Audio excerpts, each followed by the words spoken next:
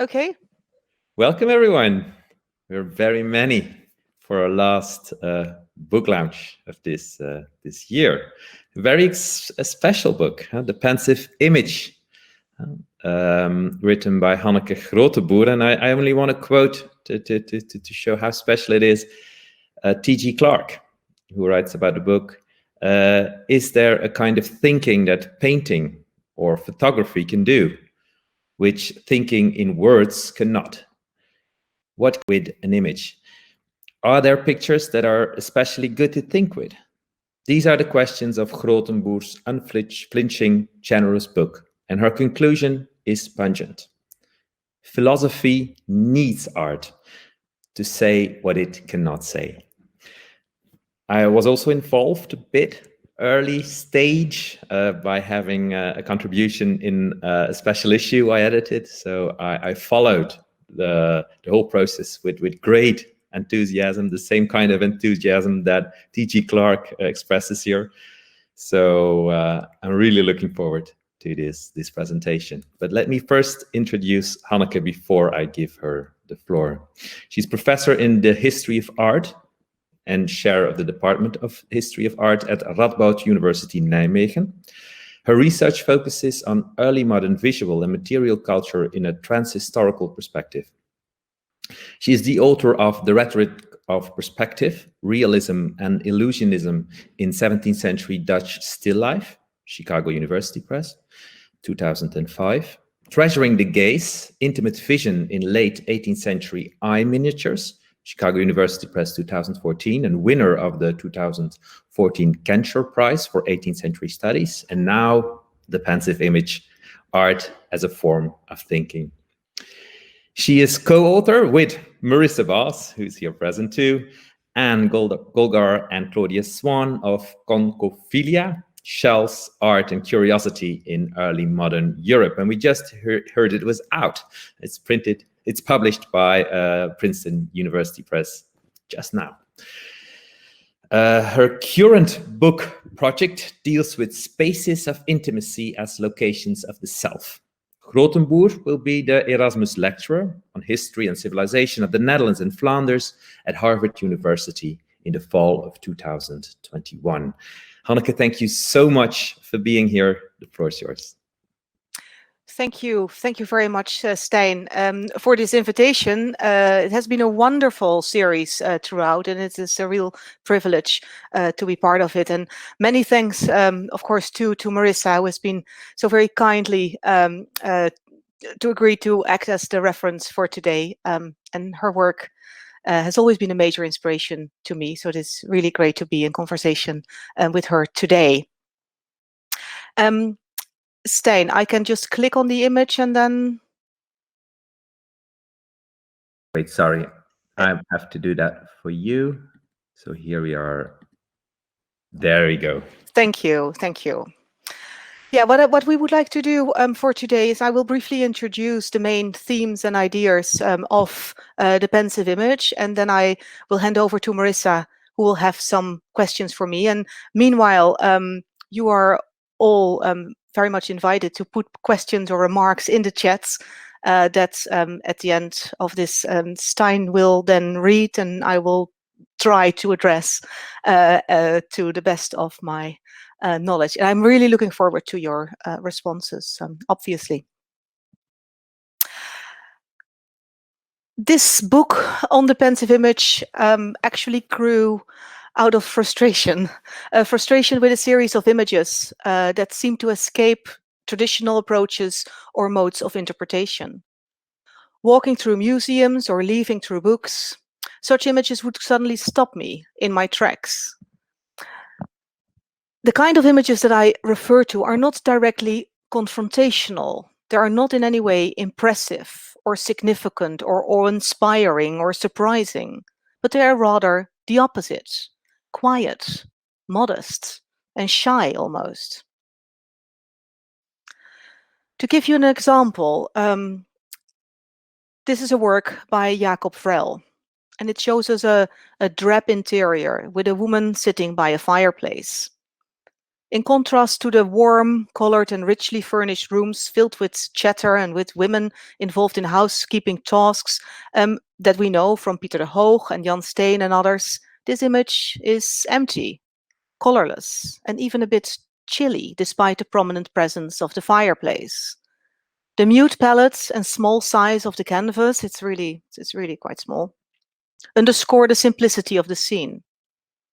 The woman is not involved in any particular task, as we see in other genre paintings, but she seems to be taking a break from it. Her posture reveals the wear and tear of a lifelong routine of hard labor. Having turned her back on us, she prefers not to be seen. Is she stealing a moment that only the painting has given to her?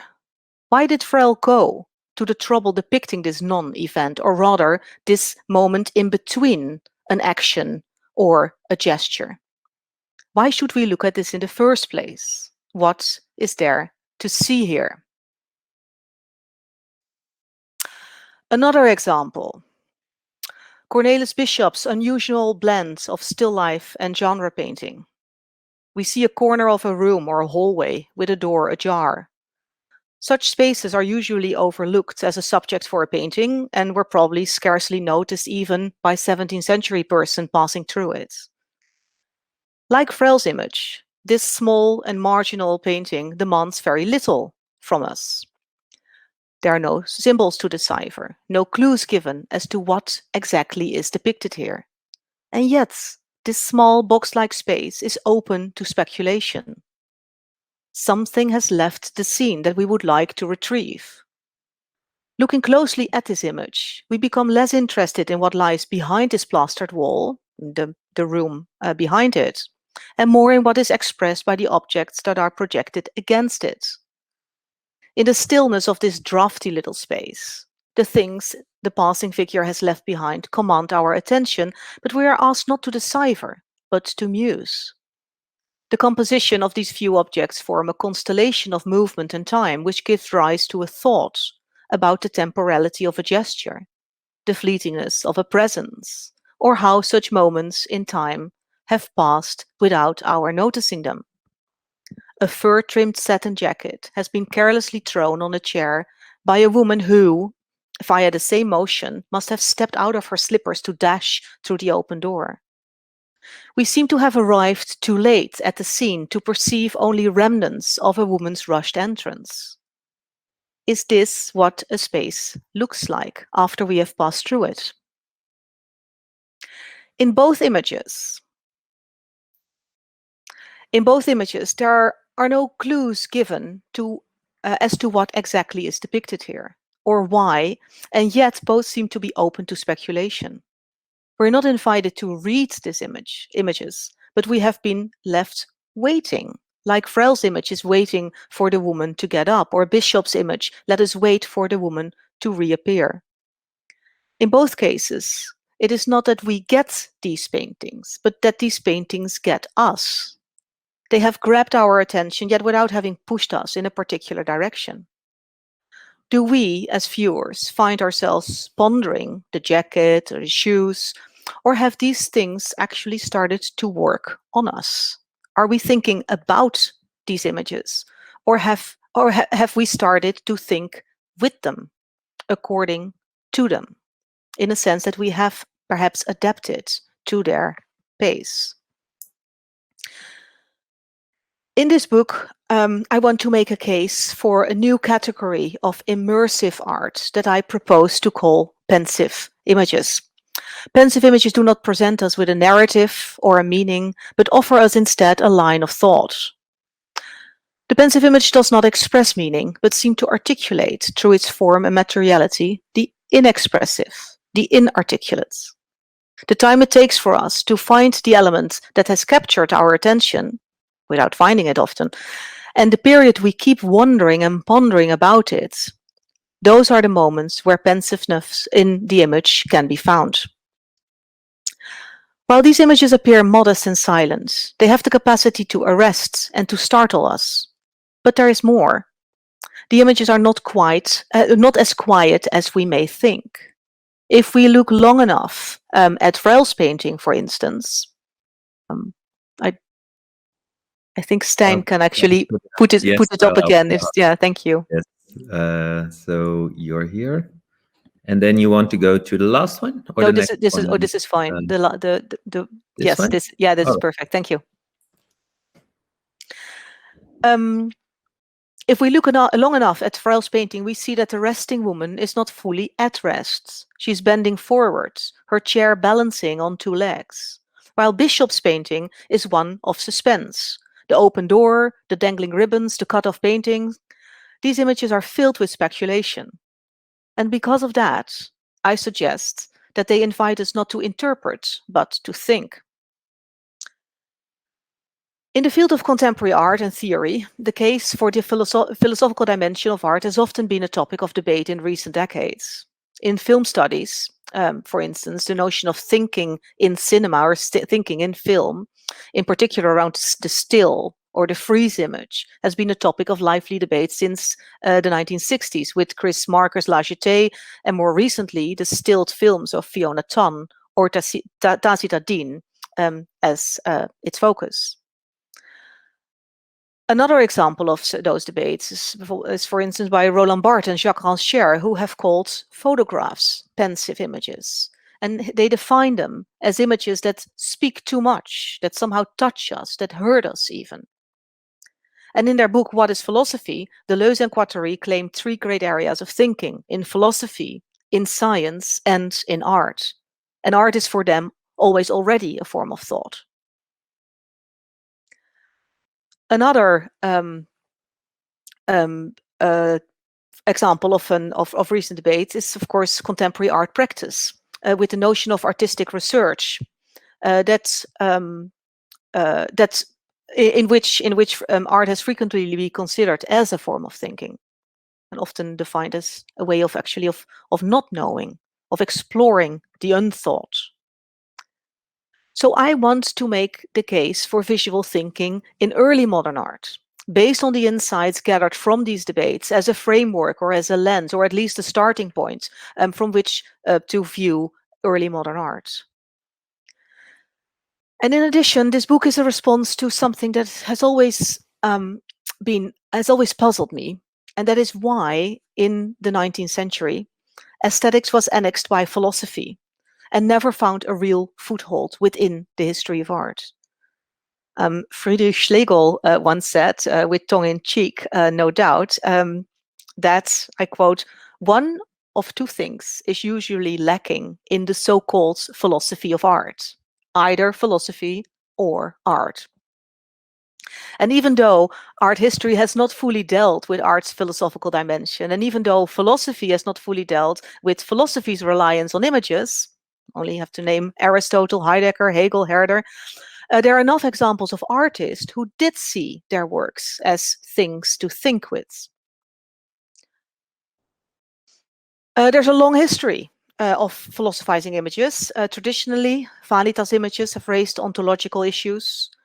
Nicolas Poussin brought up the thought of painting a few times in his letters. Denis Diderot in his salons famously entered the landscapes by Joseph Vernet in order to roam around in it, contemplating the significance or the structure of language. And of course, Cézanne famously claimed that painting is a form of thinking. Samuel van Hoogstraten, the 17th century art theorist, even claimed that painting and philosophy are both reflective arts and therefore sister arts. Also, emblem books and its more sophisticated sibling, the hieroglyph, were seen as denkbeelden, or thought images, and were the main inspiration for Walter Benjamin's denkbeelden. Within the discipline of art history, this book has many precursors. Mieke Bals quoting Caravaggio, Contemporary Art, Preposterous History, Hubert Damisch's The Origin of Perspective, Svetlana Alpers and Michael Baxendale's Tiepolo and the Pictorial Intelligence, and even Panofsky with his insistence on a philosophical history of art. That is really what he wanted to establish. Exploring, therefore, the philosophical dimension of painting is nothing new, but its history needs to be properly traced, and that is what I have tried to do in this book. So the aim of this book is threefold. I want to define the pensive image and tracing its history. And this book has therefore a distinct transhistorical perspective that seeks connections between contemporary and early modern art. I also want in this book to present an alternative method of doing art history, one that is based on what images do to us rather than what they show or what they are about. And in recent years, recent decades even, anthropology has increasingly defined objects in their intense relationship to humans, and it has partly resulted in the notion of art as having agency. I actually prefer to take Roger Le Pile's view as a point of departure, who wrote at the beginning of the 18th century that we should be more open to an artwork's touch and that we should listen more carefully to what it has to say. And I suggest that if we listen more carefully to what an artwork or a painting has to say, if we let the work take the lead, it will pull us, I think, away from interpretation and towards a state of suspension where thinking can take place. This book also suggests that artworks are not just capable of reflection, but also that some philosophical ideas are better expressed in images than words can ever do. And philosophers like Heidegger, Descartes, Herder, Hegel, and Merleau-Ponty have basically claimed as much. But art history has not made full use of this great potential, I think. And there is, I think, a lot of work still left to do there. Each chapter is based on early modern and a modern or contemporary work of art. And by way of a conclusion, I will give you just one example. One of the issues I try to raise in these works is the relation between space and thinking, and the space needed for thinking, and whether painting is capable of offering such a space. And one of the metaphors of thinking that is used by Descartes and by Heidegger, among others, is that thinking is a pathway towards further inquiry, a going through, and that this pathway should lead the thinking subjects, to its home. And I think ultimately my question is, can art provide a philosophical home for the thinking subjects? All art. My case is for early modern art, but the question is posed much wider. And if it can, it could be on the basis of Plato's notion that the only beginning of philosophy lies in wonder, and not as a form of amazement about something extraordinary, but in an astonishment about something most ordinary in our ordinary lives. And I think it is this I suggest in my book, what pensive images actually can offer to us. Thank you. Thank you very much for your presentation. It's great to see all those pictures connected to the theory you are developing, and then of course getting related to early modern as well as contemporary or modern art theoreticians as well as philosophers. So thank you very much for that.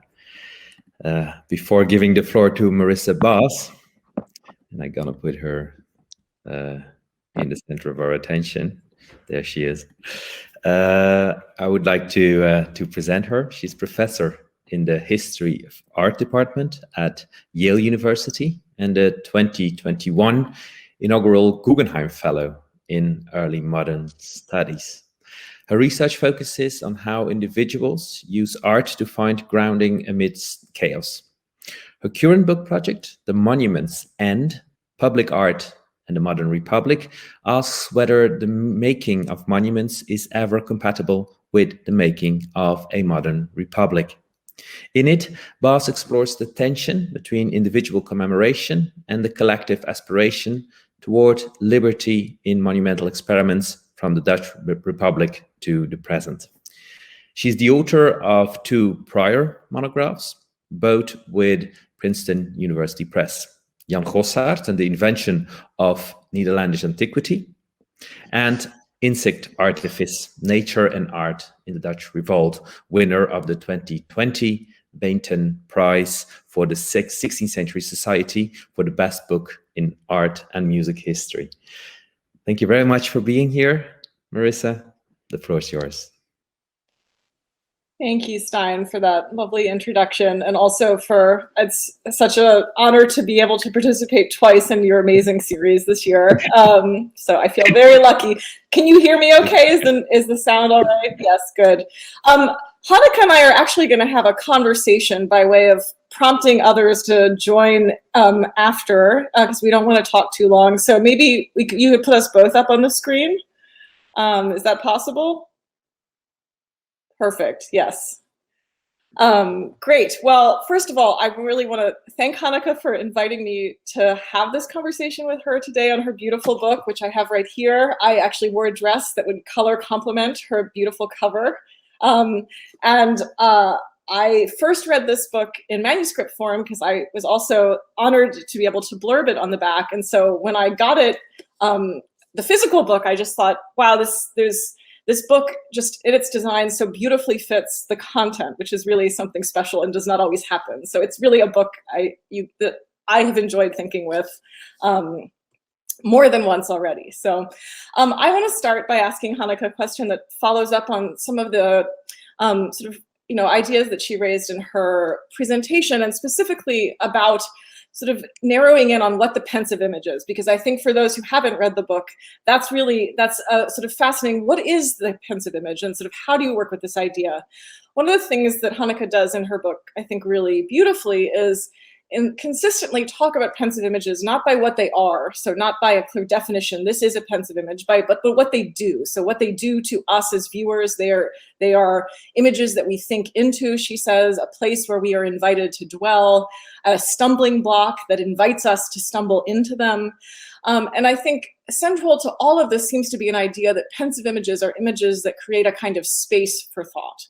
And I was thinking about the relationship between this and Hanneke's previous work. So she's thought a lot about space and, from the perspective of perspective, from the perspective of miniatures. And so I thought it would be great if, Hanneke, you could tell us a little bit more about what makes what the pensive image does with space, or does to us, different than the other kinds of images that you've dealt with in your work.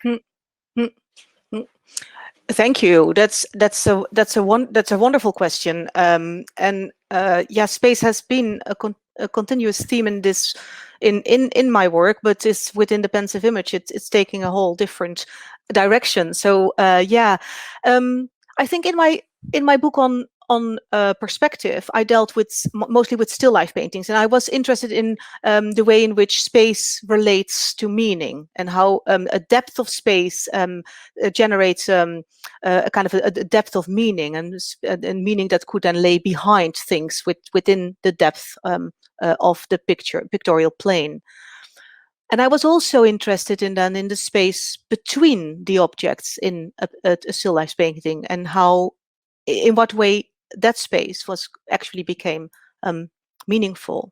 And my main frame of reference there was Merleau-Ponty's The Primacy of Perception, and his idea that depth should not be seen as is seen as the third dimension, but should actually be seen as the first dimension, because it is depth that gives us visibility and let us see the things around us. And I compared that to trompe-l'œil paintings that are usually flat, and they actually come forward in order to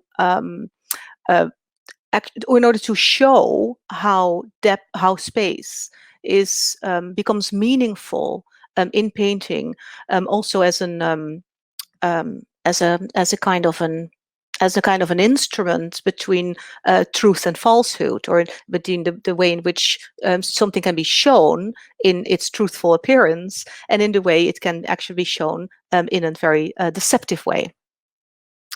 And in my book on eye miniatures, space took a whole different notion, and I was talking very much about an intense form of looking that can turn a space into an intimate space. And with with a portrait miniature, that was a book on portrait miniatures and eye miniatures that are often mounted in lockets and often being given as gifts to lovers or family members. And if you have one of those miniatures in a locket and you open it, and you just have this intense looking into that locket, it somehow cancels out the rest of the space, and you are alone with the figure who is actually looking back at you. And with portraits of eyes, the so-called eye miniatures, the only thing that the portrait does, the eye, is actually looking back at you. So the space is completely defined by the exchange of gazes only, and the rest of the world is not there. Representation doesn't count anymore. And this is the notion of intimacy. And that was basically that work was basically inspired by Jean-Luc Nancy's work and on portraiture, and Gaston Bachelard's work on intimate space. And with the pensive image, it's different. The focus is on pictorial space as a site of contemplation and reflection, and the kind of the parallels that can be found between pictorial space and somehow mental space and inner space. And the idea, there is a classic parallel between interior painting and interiority, and that has been explored by many people in fascinating ways. And I would like to build on that in this book, also by the idea that the notion of self that is somehow seated deeply into our inner space, our interiority. It's a location that cannot really be physically pointed to. It's not really there. So I think that what we've tried to do is finding other locations for that space in which we can actually reflect and find ourselves. And it's not something that I've come up with. Many philosophers have actually claimed the same thing. So this is a kind of a space in painting that you can enter within a landscape, for instance, or an interior space. But it is also a space in painting that can be defined as a different kind of space that make you reflect about what space actually is. For instance, in the reflection of a dewdrop on a leaf, that you think that it seems as if a whole little universe is opening up in such a tiny little dewdrop. And that makes you, of course, in terms of proportion and skill, it makes you tumble into a different kind of world. That is what the dewdrop does, is of course also what we see in paintings that are better known for the way in which they play with space. Is, for instance, Arnolfini wedding portrait with the mirror, that there is actually an outside space within that space that cannot quite be there. And that also makes us think. It is not, of course, for nothing that we are still talking about the Arnolfini portraits today. Well, that's wonderful, Hanneke. And I guess I want to follow up by asking you about something you say at the end of probably what is my favorite chapter in the book, the one that's called The Profundity of Still Life. And you end that chapter with a provocative suggestion, I think, that you say, quote, "We may wish to contemplate the possibility of painting as mute philosophy rather than mute poetry," which I think, even though you mentioned Panofsky, but I think there's also a way in which you're disengaging somewhat from a kind of purely humanistic tradition of thinking about early modern painting in relationship to poetry. So it seems that there's an underlying suggestion that you want to make that pensive images and other are different than other early modern images that are linked to text or narrative, such as emblems, which invite reflection and are expressly designed for the reader or viewer to think with, but they don't necessarily ask the viewer to think into them.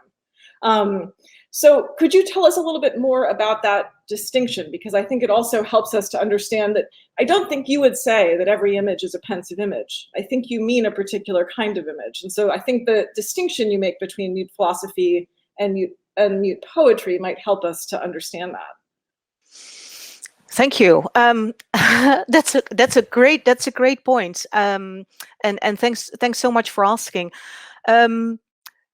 Yeah, where to start? This is of course it's a huge question. But I think with the notion of the emblem is, I think, a very good comparison to make, which the emblem, wildly popular in 17th century Netherlands. Everyone was reading them, and everyone knew how to read them, but also knew how to play with them, and how to kind of squeeze new meanings out of them. And it is per definition a genre that needs to be read, or needs to be studied, and needs to be deciphered. And even though they're quite often they obviously have moral messages to contain, but the way people play with them, and the way people also in their private albums sometimes invented their emblems of their own, or made variations on existing emblems and made them into their own in a way. It shows us how people were, how allegorical their thinking was, how emblem-oriented their thinking was, and how they could play with them. And in one of these is still a beautiful study, even though it was written so long ago, almost 100 years ago. Mario Praz, a fantastic study on emblems. He actually argues that it is not a closed form in which the viewer or the reader of the emblem is asked to find a particular meaning, but it is actually an open form that people can return to over and over again, and also in conversation with others find new meanings into. I think that they still the emblems still need to be deciphered, but they have this open form, and you can actually play with them. I think with pensive images, those are images that offer us very little, and certainly no clues, or no real narratives or meaning, no obvious narratives or meanings. They might be in there, but it's not just there for us to pick up on.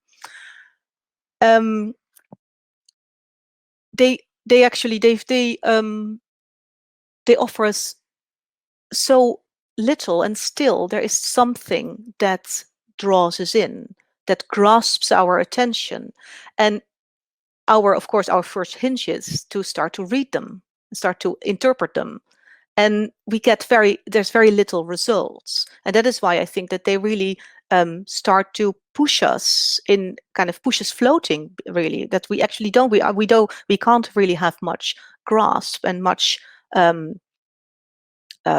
holding on to, and it rather seems that these images play with us rather than the other way around. We cannot really play with them the way we're used to play with them. So it's a fundamentally different way of looking, to which they invite us, as long as, of course, we are open to it, and we are susceptible to it. And I think we need to be willing to go along and let this image take the lead. And I think then we might find what we're looking for. That's lovely. And I think it also gets at another question I was going to ask you that maybe you could just answer really briefly, which is, many art historian readers of your book, particularly early modernists, might think immediately of Victor Stoichita's The Self-Aware Image, which, as we know, has a big footprint on our field still. And that's a book that I think is defining the notion of the kind of playful, self-aware, the self of the image very differently than you. And I think it has to do with authorship, maybe, in a way that your notion of the pensive image does not. Do you just, about sort of artistic authorship, or sort of the demonstration of that in pictures in a way that you're not so interested in? I don't think you're so interested, as I understand it, in the kind of intentionality of the artist in performing their identity through the pensive image, but in the interactive nature of the pensive image. Is that right, or do you want to you will say it better than I just did. Sure. But I'm so glad that you bring up Stoichita's book, because of course it is such a beautiful book, and I think it is such an important study, and one of the most important studies, I think, in the field of early modern art. And I actually had the privilege once in the very early stage of this project to talk to him, and he very kindly said that he agreed that not all pensive images were self-aware, but there were definitely self-aware images that were pensive in his view. But of course, a lot of my work is very much inspired by his way. Is the most beautiful example of what we now call a transhistorical perspective, where he takes a very theoretical framework fed by Derridian philosophy and looks back at early modern art, and he does that so successfully. It's just it's amazing. For Stoichita, painting is self-reflexive because it plays with its limitations and it tries to overcome them.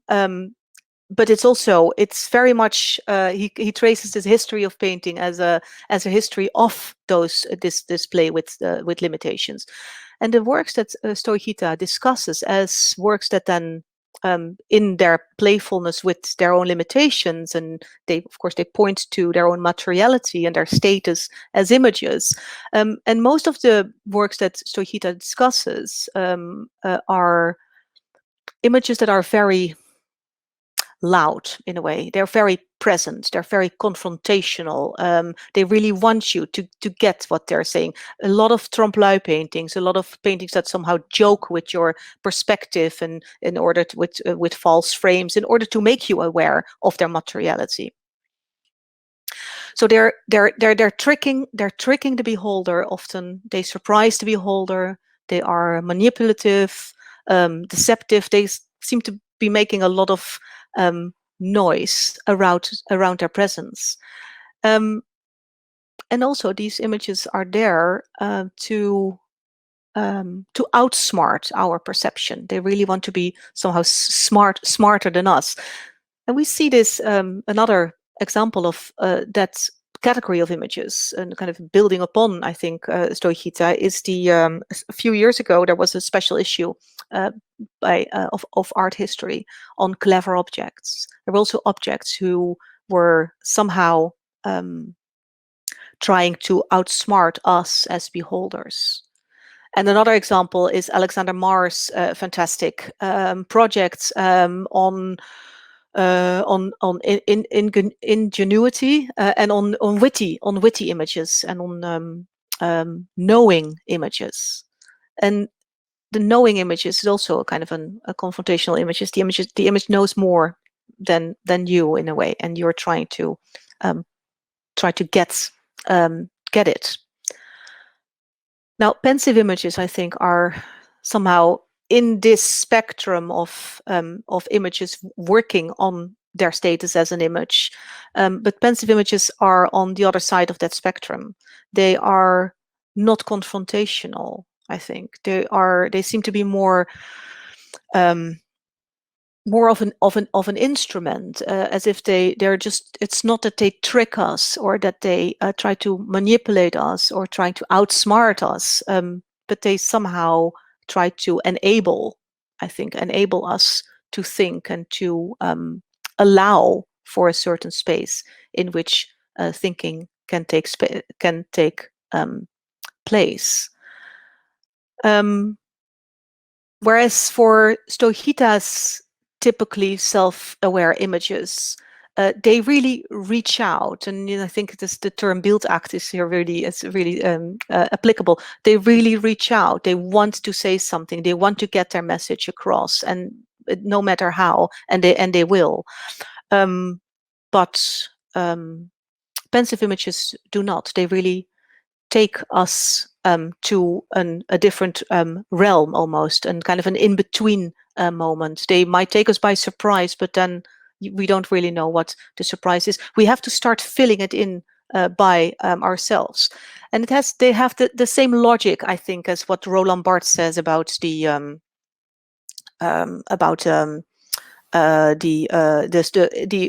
photographs with a studium, that they reach out to you, they prick you, they hurt you, they grasp you, and you know that what has grasped you is in the picture, but you can't really put your finger on what it is in that picture that really gets to you.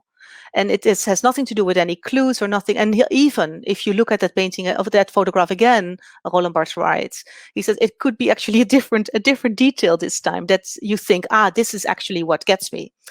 And so you return, pensive images are images that don't get you, but you return to them and you try to understand what, they really pose a big question mark. You really try to understand what it is that they are doing and what they are doing to you. And in that mode, you spend time with that image, and in that mode, you start to add to that image ideas, notions, thoughts, ponderings, musings. And this is also what Barthes, I think, means by this notion of adding. He talks about adding, that you start to adding to the photograph as if there is a little hole in it and we have to fill it. So I think that they really offer, pensive images offer a space or even a hole that can be filled with reflection. And they're not, in that sense, self-aware in this more explicit and loud way. Well, Bart is a perfect segue to the last question I want to ask you, because I see there are many questions in the chat I want us to get to. But just very briefly, I think something I guess I wanted to signal in relationship to your book is that I think we don't talk as art historians enough about how what we write about, the objects we choose to write about, dictates the way that we write about them. And it seems to me that you had a very conscious way that you designed this book in terms of its style, in terms of it being trans-historical, as you've already said. Could you just tell us, just very briefly, a little bit about your process of thinking about how to write this book, and the way that you designed it to bring out the objects that you are focusing on?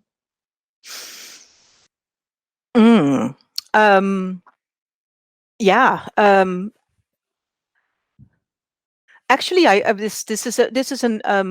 think the book somehow formed itself in my search for the pensive image. I realized that so many artists and also theorists and philosophers and contemporary artists had thinking and work had thought and were working with this idea of art as a philosophical object somehow.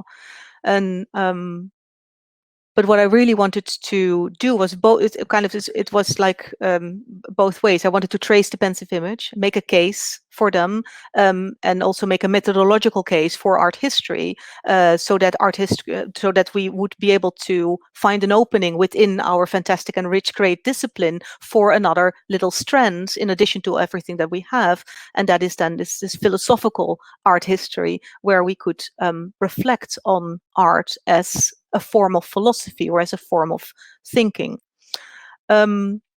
So that was one thing. And on the other hand, I really wanted to let the image, the paintings, really, to give them the floor, to let them shine, and to show. In order to show that, it was not that me as an art historian, armed with so many approaches and so many methods, that I was going towards those images and apply those methods to them and then get something out of them, which is still, it's a very good way of dealing with works. But I wanted to do it the other way around and really seeing, it was a bit of an experiment, really seeing where images would take me if I would really try to listen to them in Roger Lepille's fashion. So the style of writing had to be somehow open and careful and meandering and kind of around. It had to have this openness of of indetermination and of it's not doubt, but it is very much more an kind of an openness in which you have to let things happen and then see where it goes. So I have let things happen. Yeah, and we'll see how it goes. Thank you so much, Hanneke. It was so fun chatting with you. Thank you, Marissa. Great questions. Thank you so much. Thanks, both of you. There are many questions in the chat. So let's start with the questions from the audience. First one is by Larry Silver. How is the process of viewing a pensive image, related to a concept of viewer response, akin to reader response theory in literary criticism? Yeah, that's a really good question. I would. It's not that it's based upon it, but it is certainly related to it in the sense that its reader response theory also just gives you as a reader a kind of an openness, or you have to actually approach the work, the book as with this kind of an openness. I am a student of Michael and Holly. Her work is I think deeply rooted in reader response theory, but she took it in another direction, and in the direction of phenomenology primarily. And in her last, I think she really showed in her last article in Art History on the Bruegel exhibition, where you could actually, where this combination of reader response theory and phenomenology would lead you. I think I have left reader response theory a bit behind, and I went into another direction. But it's a different approach with a horizon of expectation. I think I've let go of that horizon, or I've tried to let go of that horizon of expectation on the image suggestion, I think. Yes. Thank you. A question that's already addressed, but then maybe taking this a step further, is by Itai Sapir. Aren't all images potentially pensive images? That's what you already addressed, of course, but then the extra question is interesting. Do some images instead impede or block the viewer's thinking process, or could those be, as it were, a negative trigger to critical thinking? That's a great, Itai, that's a great question. Yes.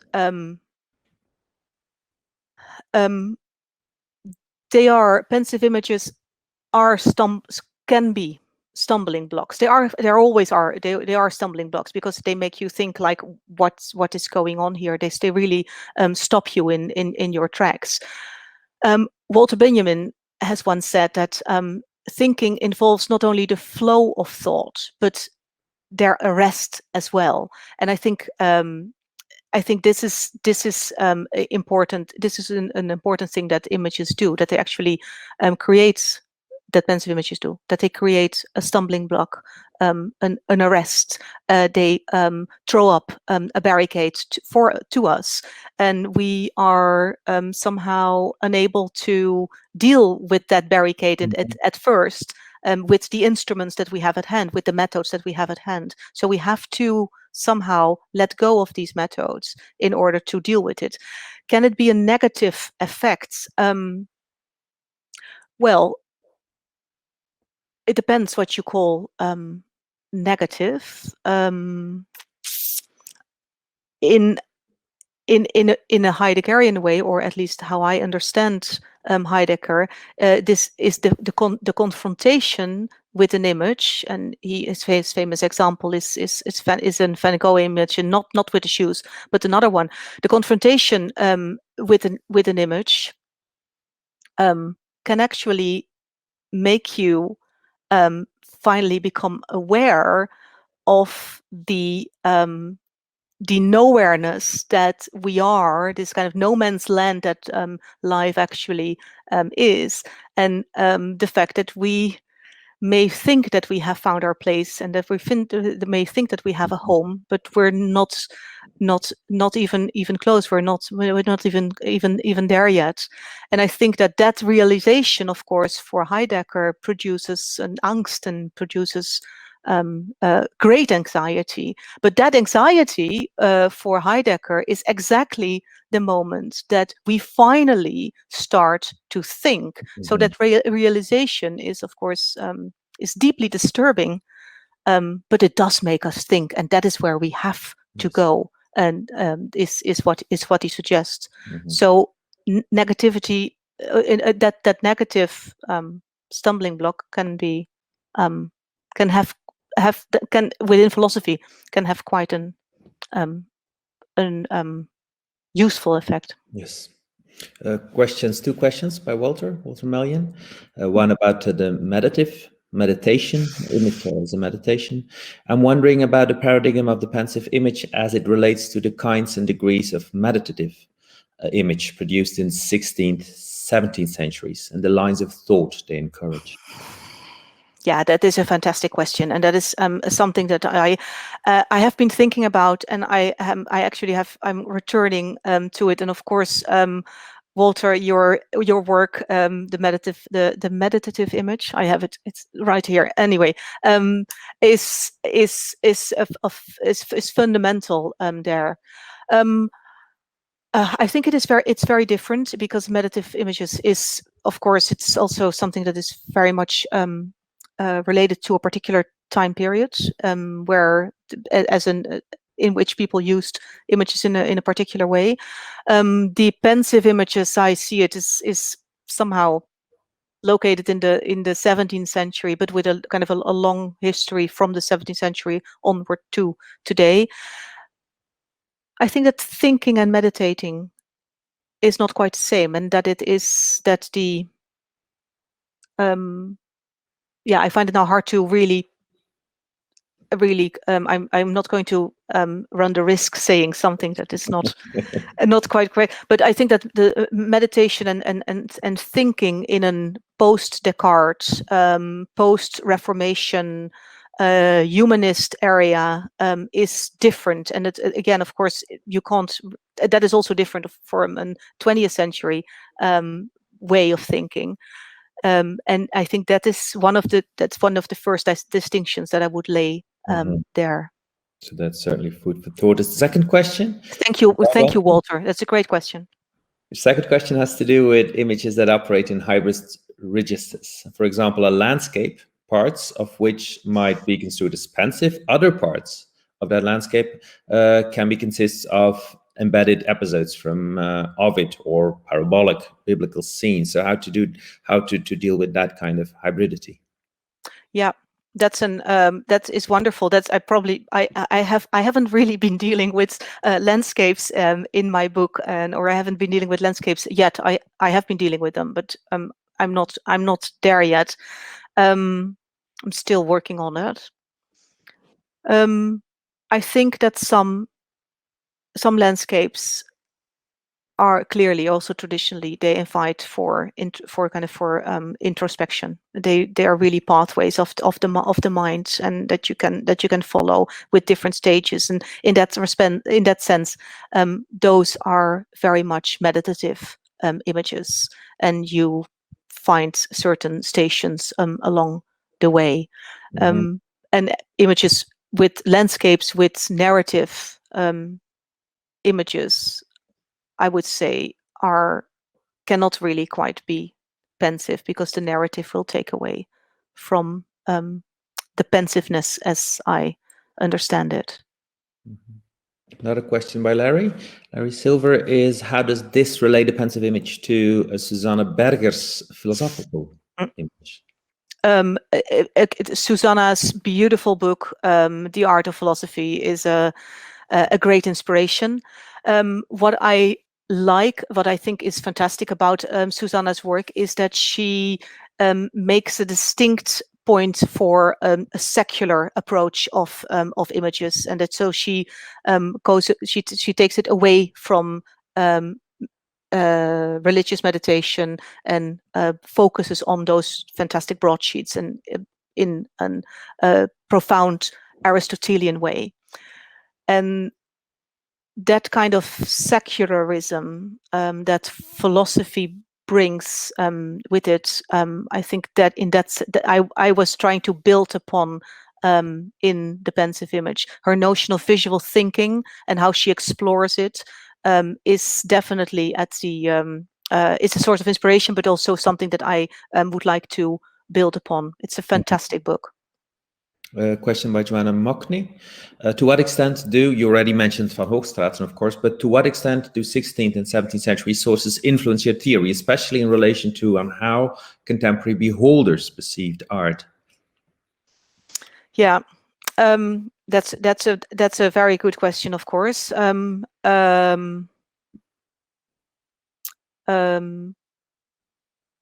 What was the first part? Sorry, Stijn. What did you? Actually, it's about the beholder. So, in how far you have, for example, viewer responses of the 16th, 17th century, or theories about viewing art, and how far does that relate to your theory of the pensive image?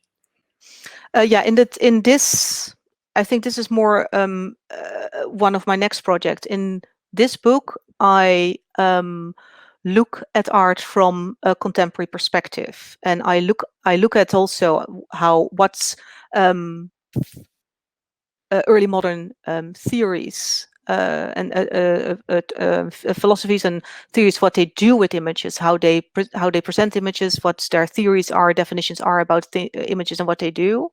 But I have not dealt with contemporary viewing responses directly.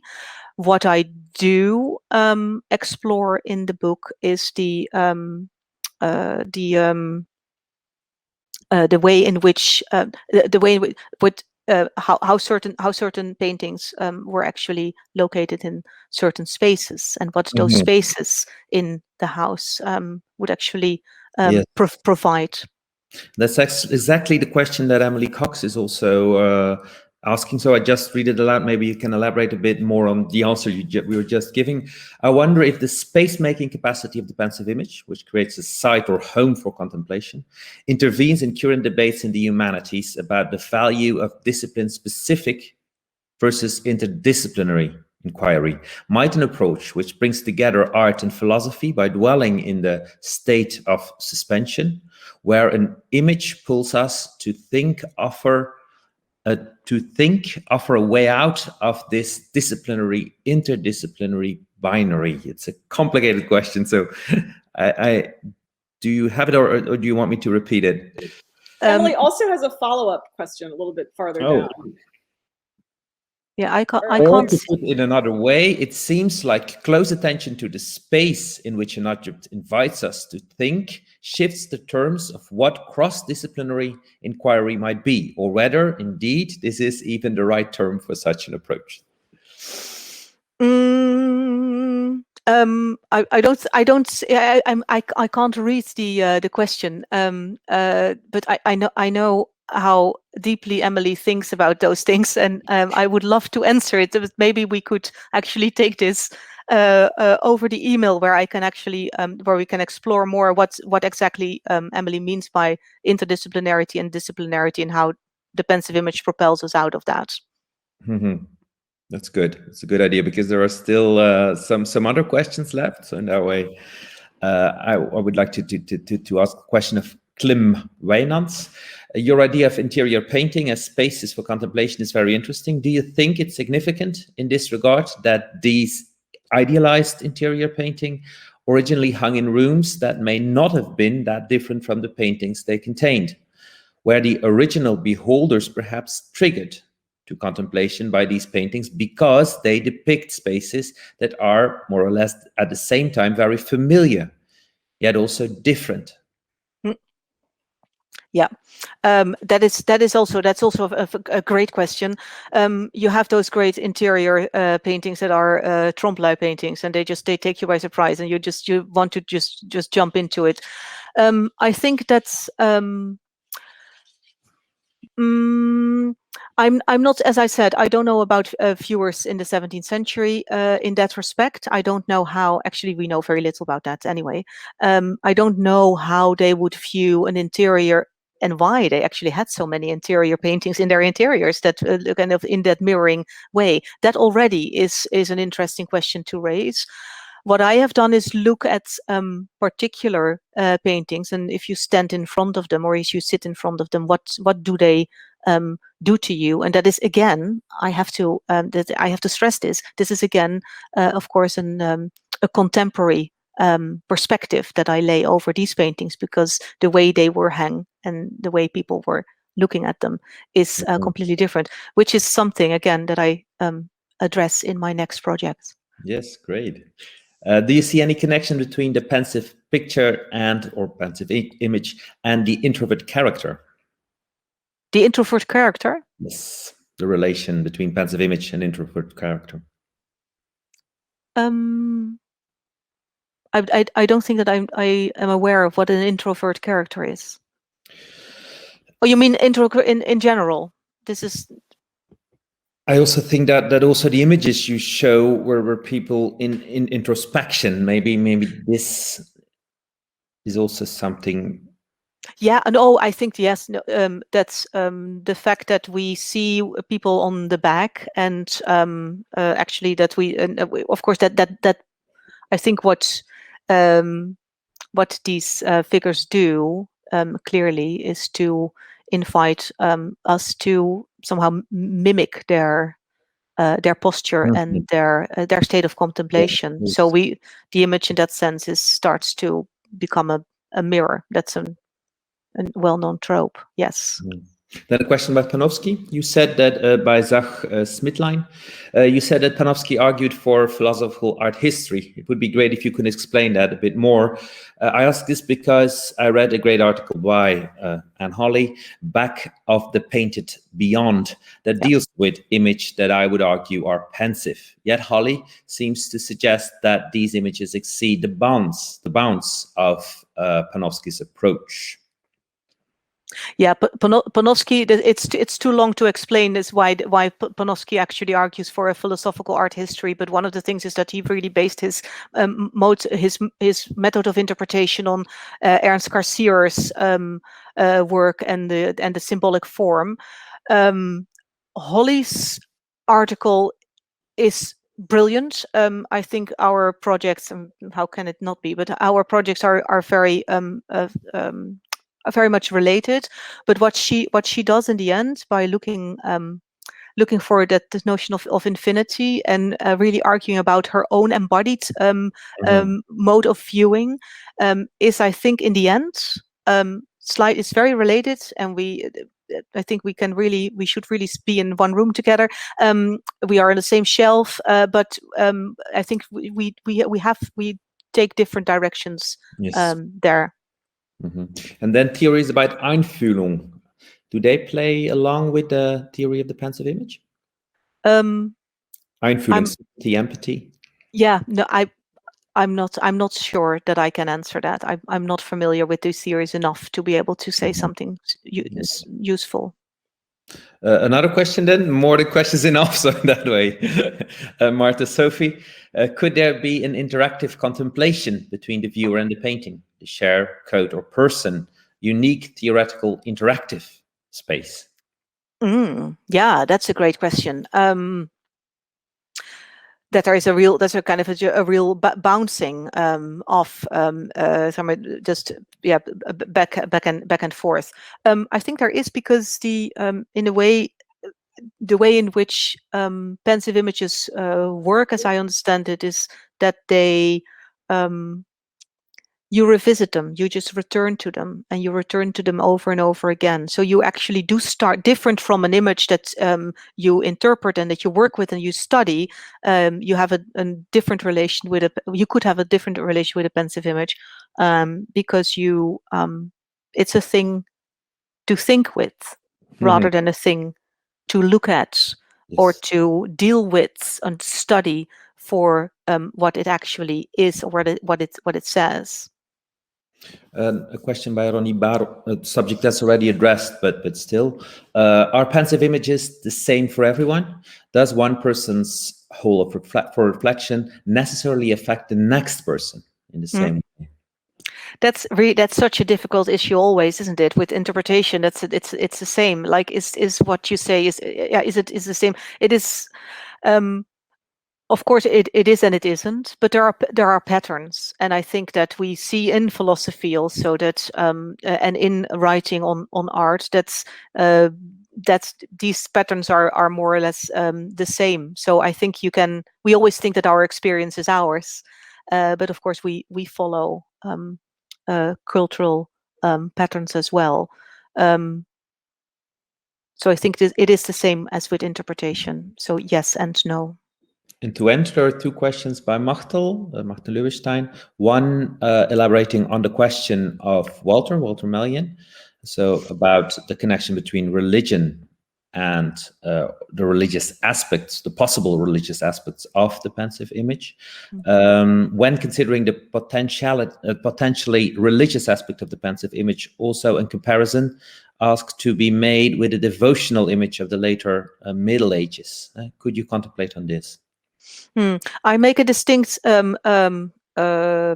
departure from religion in my book, and I follow, in that regard, Heidegger, who said, "Well, religion and philosophy cannot go. It's either the one or the other." So that is, if you deal with religious imagery or with a religious approach to images, that is a whole different field that I have not addressed. Yes, clear. Very last question by Machteld. Another question is Another question is about the rhetorical in relation to the pensive image, especially in the Rhetorica, the concept space within thinking plays an important role. And how far do you address that? And can you build on that? I think Machteld is referring to the loci et imagines idea in the memory part of the handbooks of rhetoric. Yeah, that is another really fascinating suggestion, of course, that we could follow up on, which is not what I've done in this book, but it is definitely something that is worth looking into. Yes. That's a very good end for this lovely presentation. Always food for thought, always future projects. That's exactly what we wanted to hear. Thank you very, very much, Hanneke, for presenting your book. Thank you very much, Marisa, for being the referent. Thank you very much, everyone in the audience, for all those very interesting questions. Yeah, thank you very much. It's great questions. And thank you so much, Marisa. It was wonderful having a conversation. And thanks, of course, Stijn. It's wonderful series and wonderful sessions. And thank you. The very last one, this one, but next year we will certainly do more of this, and you're all welcome again. So bye-bye, everyone. Have a great summer. Bye.